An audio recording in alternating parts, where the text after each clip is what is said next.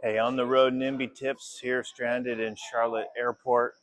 Uh, have an overlay to tomorrow because of the snowstorms in Florida, of all places.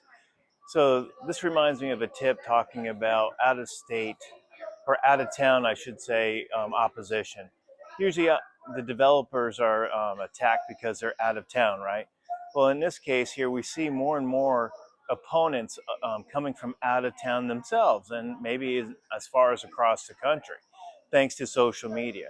So I just wanted to touch upon how important it is from a tip standpoint to let the local elected officials know about the opposition and how they're not always here local, an organic type of constituents, and that we see more and more out of towners coming in to help the opposition at these public hearings.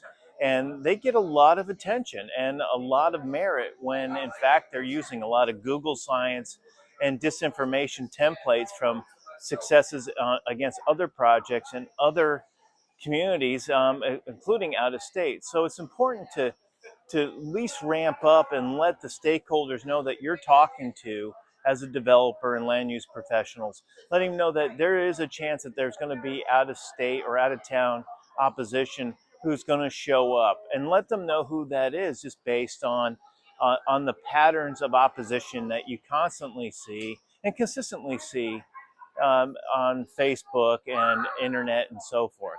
So that's the tip. Make sure you're arming decision makers and your stakeholders and allies, letting them know that the opposition is going to be coming from out of town in some cases, if not many cases, and that gives you more credibility as far as building that political capital and cover that that the elected officials are going to need when the time comes at the public hearing. If you do this, if you do that, you'll turn NIMBY opposition into YIMBY opportunities. See you next time.